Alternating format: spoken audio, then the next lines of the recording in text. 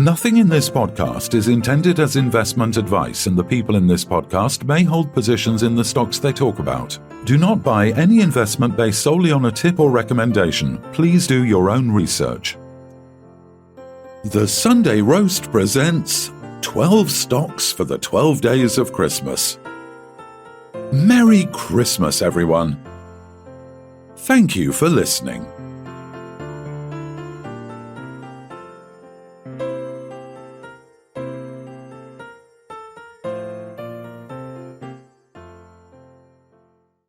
Hello and welcome to the 12 stocks for the 12 days of Christmas. Today we're joined by Hydrogen Utopia. Welcome, Aleksandra and Howard. Merry Christmas to you both. Merry Christmas. Welcome. You both ready for Christmas then? Whatever being ready for Christmas means, we're ready for it. Okay, that sounds good. It sounds like you're raring to go, as you say. What a year 2021 has been so far for you as you look towards listing on the market. Do you want to talk about some of your significant achievements this year? Absolutely. So the year 2021 was extremely busy and very, very successful, I would say.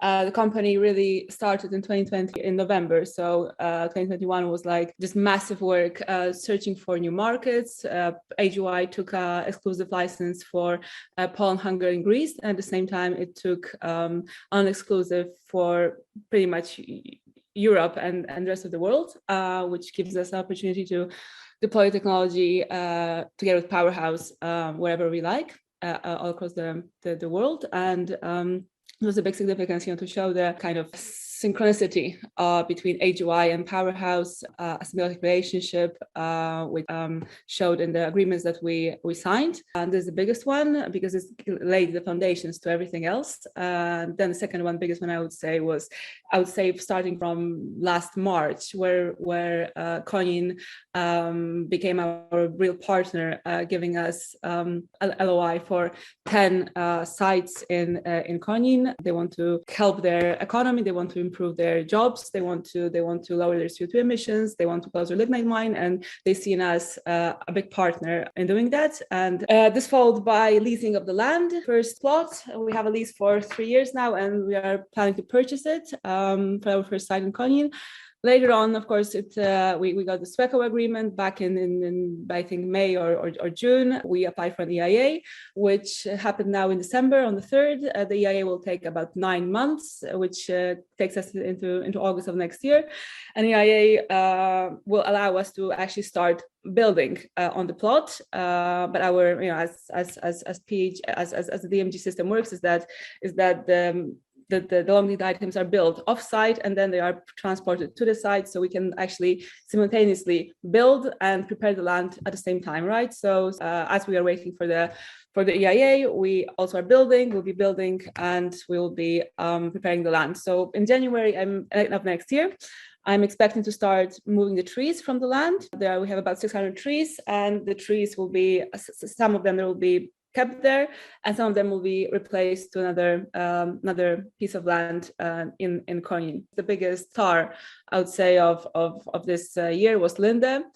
Signing a framework agreement with Linde, which shows their Linde's backup towards AGY. Mr. Harold Ranke, the managing director of Salas Linde, showed up on COP26, and he, during signing of the agreement, he also expressed his great interest and his great backing for the technology for AGY. Linde will be supplying AGY with a cleanup system and also with a hydrogen island in due course. Our biggest achievement also was to start a collaboration with Electron, a very high-tech, high-end company producing our chemical conversion chamber. And this is a company which works for Tata Steel, for General Electrics, for Boeing, and for big companies like that. They are a wealth of knowledge when it comes to the kiln manufacturing, and they'll be working close with Linde during next year to create the first of a kind of DMG system in Konin. I mean, from my perspective, I think primarily as the largest shareholder in Powerhouse Energy, which is the owner of the DMG technology and the IP. and a company that I've worked with for many years and were heavily involved in the first licensee being Peel, and now being involved in Hydrogen Utopia, which is the second licensee. I can say that I am very happy that the progress made by the second licensee has been extraordinarily quick in comparison. The fact that for whatever reason Peel has on its Protos site has not moved at the same speed that Hydrogen Utopia has moved. And to that extent, if I look at all of the relationships that Aleksandra has referred to in terms of going forward, Hydrogen Utopia has strong relationships, not only in Poland, but in already a number of other countries who want this technology.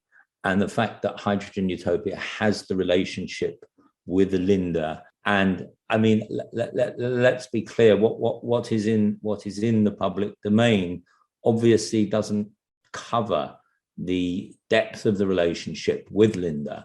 Linde are not interested in building a 25-30 million euro system. In the same way that Linde have hooked up with ITM, they're not interested in building $1 million worth of electrolyzer. They're interested in $1 billion worth of electrolyzer. With the DMG system, once they are comfortable that it works from top to tail, they will be interested in rolling out significant numbers of this system. Because for them, if you were to compare it, for example, with an electrolyzer where they have relatively small capital input to it, to a DMG system, they are providing 70-80% or more of the actual product. And as importantly, an electrolyzer once installed from a O&M perspective, doesn't require very much work. You can polish it once a year or so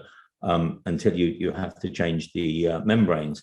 Whereas an O&M contract on DMG is of significant revenue to a company like Linde. So it's going to be very exciting to see how much effort we know that they will put into this to get this up and running and deployed, the first of a kind, and then as many nth of a kind as they can get out there. I think the same thing counts for SWECO. I remember when we started talking to them back in February, March, they were kind of, I would say, reluctant in the beginning. They're a big company, huge company, listed on the Stockholm exchange market. They are, I think, covering 20 European markets now. And they're normally building incinerators, big bridges, roads and things like that. They're asking for, they're preparing EAs for huge projects, multi-billion projects.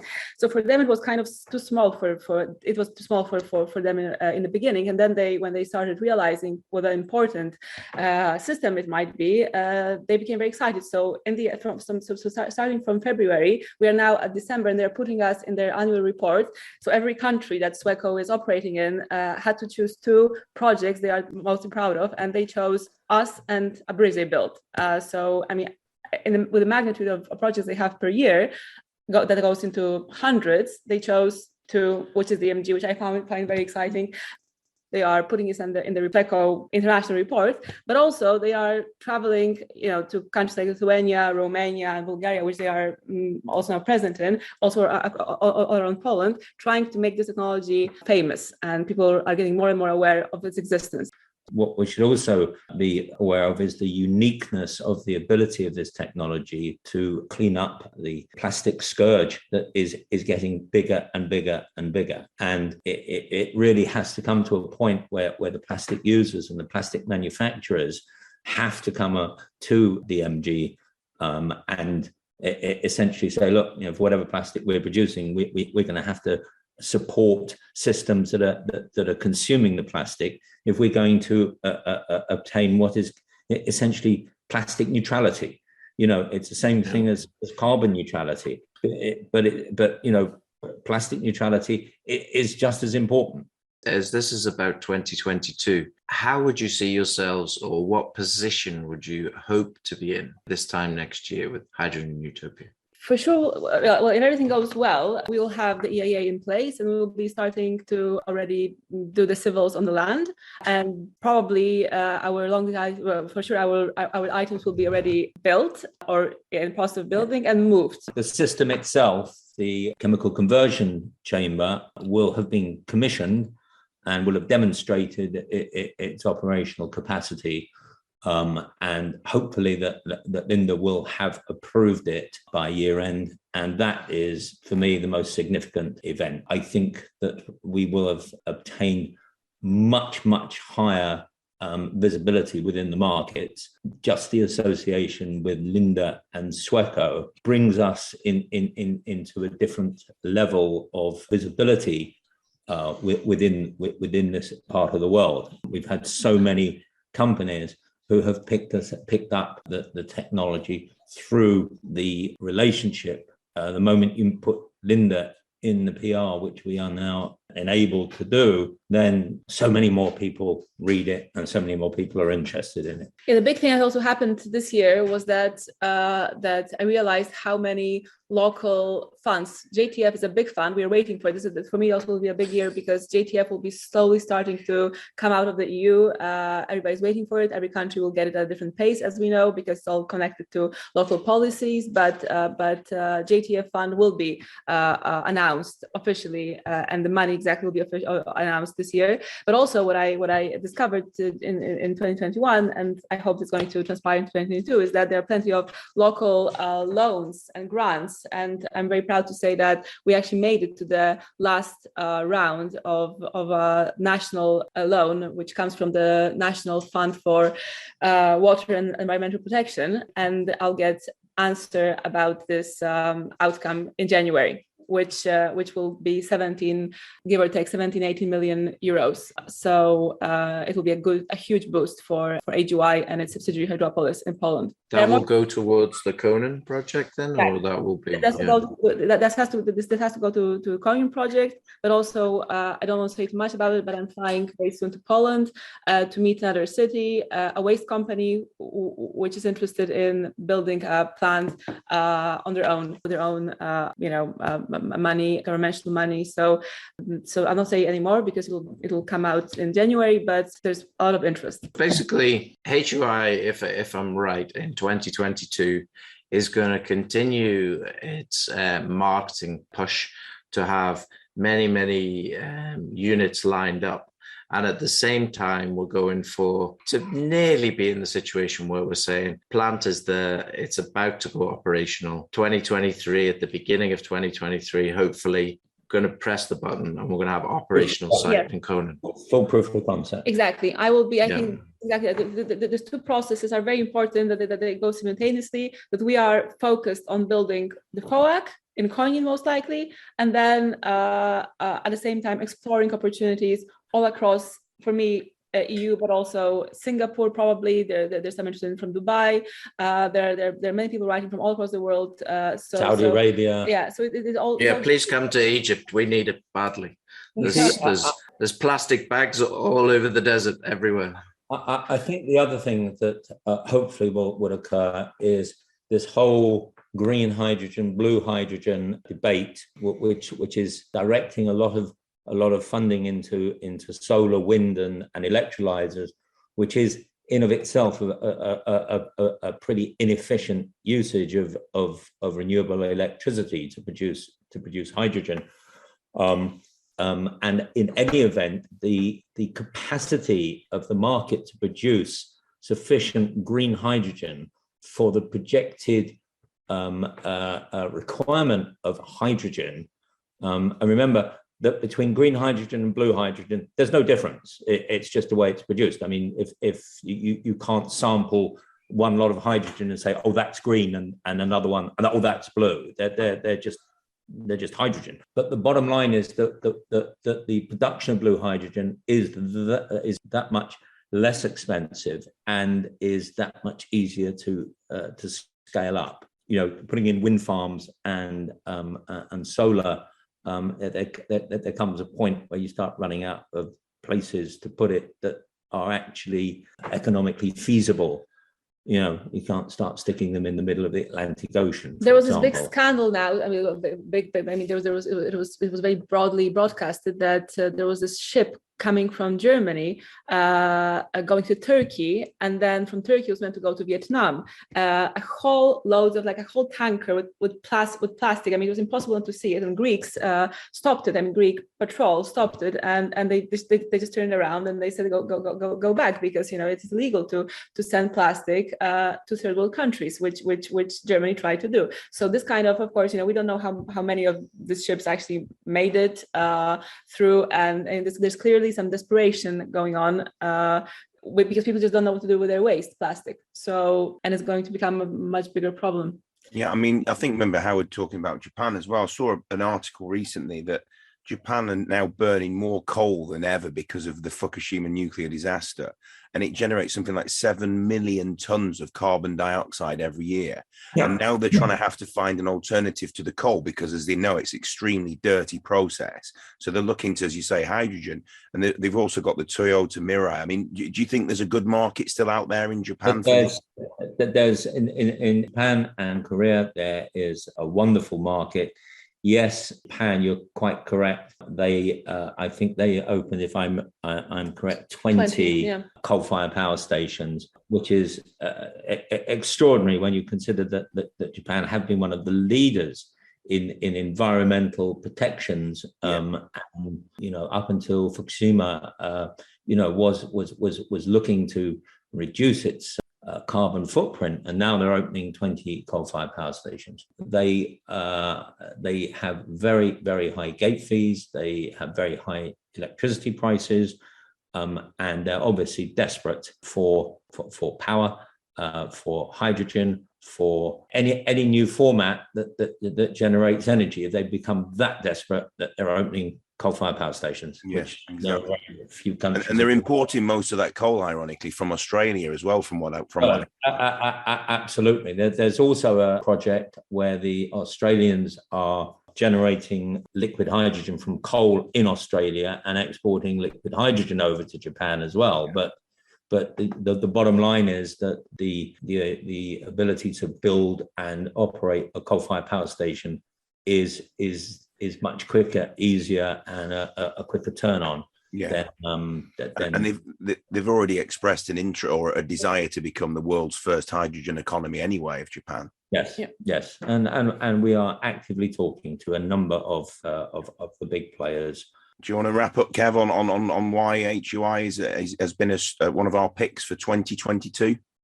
Yeah, I mean, I just see that this technology, more than anything, the world needs it. It's not even about the finances necessarily initially. The world needs this. I mean, the plastic is a disaster, and it's going to continue to happen. Never mind the oceans, the land. As I said, we have deserts here in Egypt, which is just covered with plastic everywhere. And it's a disgrace when you're driving along. But from a financial markets point of view, I see that this, when you compare it to its peer, which is obviously Powerhouse Energy, is 6-7 times less, I think, in value when it lists. Doesn't really seem sensible when you're talking about a stock that probably per plant will produce 3 to 4 times the revenue that PHE will receive, and has the potential to go all over the world. So, yeah, the milestones have to be hit. It has to have this first plant up and running. But I think because of the regulations in Poland, as opposed to the UK regulations, which seem to be dragging their feet in a big way, this should be quicker. If it's quicker, and also I think looking at both Howard and Aleksandra, basically going out to market this, unlike Peel or unlike PHE themselves, which I think is going to have a dramatic difference. If you do the numbers based on 1,000 plants in sort of 3 years' time or 4 years' time, which is what Linde are going to want at least to make this profitable exercise for themselves, then it's just phenomenal. The upside is just like scary, to be honest. So that's my take on it. And yeah, we need it. We really do need it. It's not just oh yeah, it'd be really nice if this worked. No, we need it. Let's not overlook the fact that this will drag PHE out of its doldrums where its share price has been, because everyone. This is a symbiotic relationship between HUI and Powerhouse, and so I'm as interested in seeing the Powerhouse share price go through the roof as I am seeing HUI share price go through the roof, and I think that they will in unison perform. Yeah, I think you agree. I think you're right, Howard. I suppose the point I'm making is that the revenue potential in HUI is greater if HUI is the only distributor that has got a lot of units.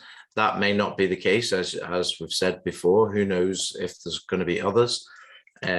Because there's a big world out there and there's lots required. So yeah. You know, I don't see PHI losing out of this. They're gonna accelerate fast because HUI are going to accelerate fast as well. But from a market cap of 35 million, 40 million maximum, to a market cap of 200 million, which one's going to go faster? It's a no-brainer in my eyes. I agree. What do you think? I'm looking forward, obviously, to next year, to the listing, to as Aleksandra mentioned, potential, hopefully, awarding of loan to fund ongoing projects, and also the Just Transition Fund as well. Hearing more about that as that's kind of released into the market and drip fed. And also, presumably, other news coming out about the progress at Konin. I mean, it sounds to me like there's going to be a lot of strong news flow to come as they move on into Q1, Q2 of next year. Absolutely, we'll be out there exploring different markets. There's a Dutch market now. We are also exploring. I would say discussions are very. The MOU probably will be coming in January. I cannot say with whom, but January, February should be done. So yes, we will be out there exploring markets more and more. Well, there are active people in places like Ireland, which has the JTF fund. Obviously, Greece, which we already have one place signed up, waiting for JTF to be released, and several other countries, and many coming through Linde, as I said before. And SWECO. SWECO, especially in the Baltic region. SWECO, huge company. But the last thing I will say about HUI is the reason why I think it's going to be successful in 2022, and this isn't me trying to be charming to you two, but it's you two, okay? Because I see that you're, to a point, obsessive about making sure this happens. And this is great, but make sure you look after yourselves as well. Thank you for that. Much. But I would also point out that HUI has a very strong board supporting Aleksandra, 2 other exec directors and 2 other non-exec directors. There's a full, proper operating board in HUI, which I think Aleksandra is very proud of.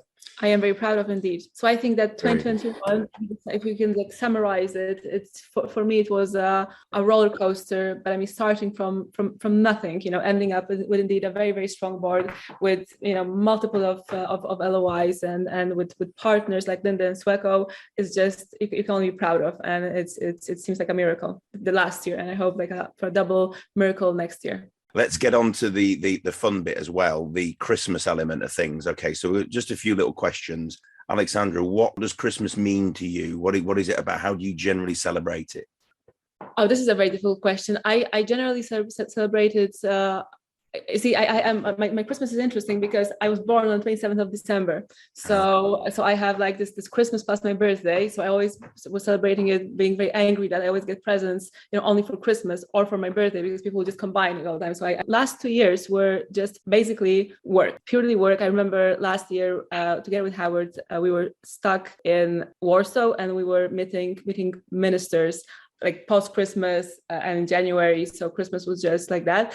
Yeah, I don't really celebrate Christmas. I think I just sleep. I try to sleep. I try to sleep a lot. That last year was we had 2 rooms in a 164 room hotel, and we had only another 2 rooms that were occupied. So it was like wow, and it had this amazing swimming pool, sauna, and everything was open. So that was actually right last year. Yeah. I'm going to say at least you got a bit of peace and quiet on that one then. Oh yes. Yeah. Oh yeah. I mean, so what is the best Christmas present you've ever got, even if that was a combined Christmas birthday present, Alex? For both of you, Howard, what is your best Christmas present you've ever received? And you can go all the way back to childhood. You don't have to worry about it was last year. I think we need notice of questions like this. I can say one thing. I can say for sure that my best Christmas present is yet to come. When the plant will be operating, I will be very happy. I'll wrap it, with a big ribbon,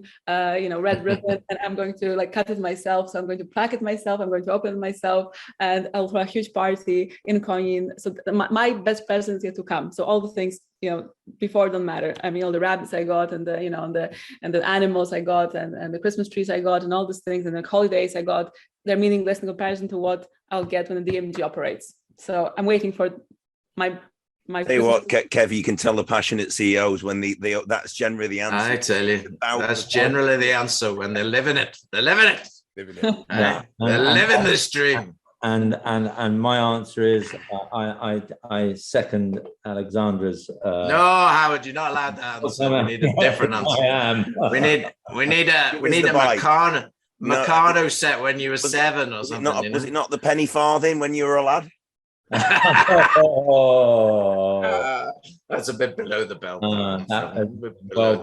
I always find it's a time when I'm not someone who stops, and someone builds a brick wall called Christmas and New Year, and all I want it to do is disappear so I can get on with what I enjoy doing in life, which is not sitting on my arse watching nonsense on the television. So I'm guessing you're not a beach holiday man. You're not going to be one of those sitting on a beach really anyway. You kind of get things done. You'd rather go to a city and explore it rather than sit. I think I'd rather go to prison than at least I have some interesting people to talk to. I think now you're sounding like Scrooge, Howard. So we will stop this conversation.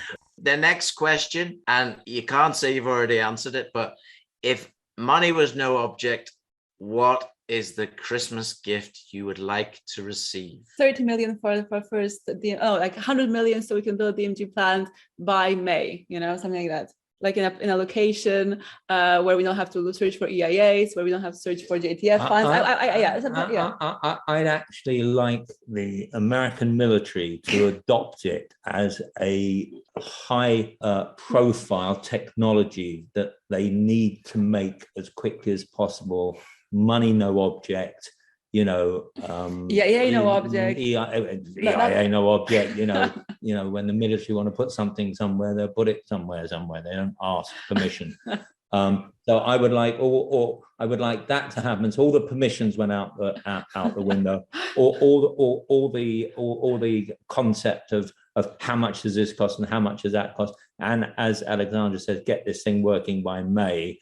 And I'm just on the phone now to Donald Rumsfeld, just trying to get it all. Yeah, you tell him. The other question then, as all your answers are about HUI, the other question is, what are you going to do for Christmas dinner? Is it going to be the turkey or is it going to be something different? And it can't be a DMG plant, okay? You can't eat one of those. You can't eat hydrogen, Howard, Yeah, well, I don't know, because Aleksandra will be in Poland. I'm flying. I'll be with my family, parts of my family over here, and I will eat what is put in front of me. I'm more interested in the alcohol, personally. Okay, what will the alcohol involve?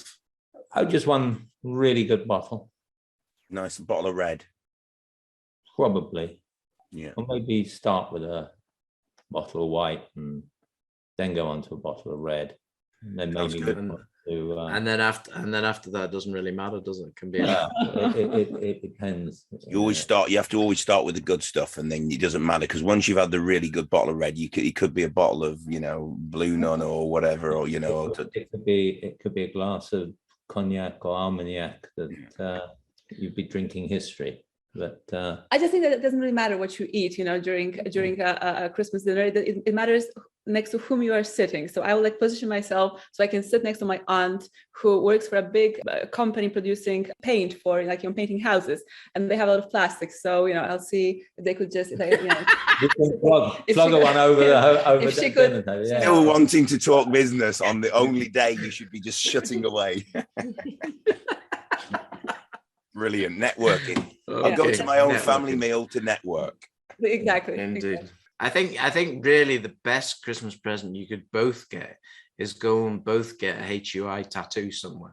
Oh, I don't do tats. But just not on your face or your forehead. Yeah, don't put it on your face.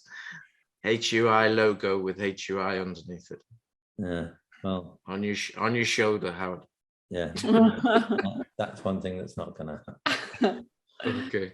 But anyway, guys, have a great break.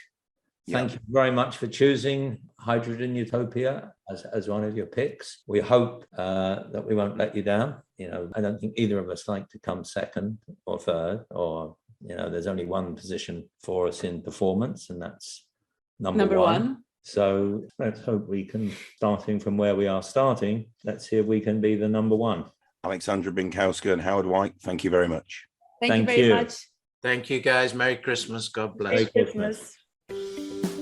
This podcast was brought to you by Roast PR Limited. If you would like to appear on a future episode of The Sunday Roast, please email admin@thesundayroast.net.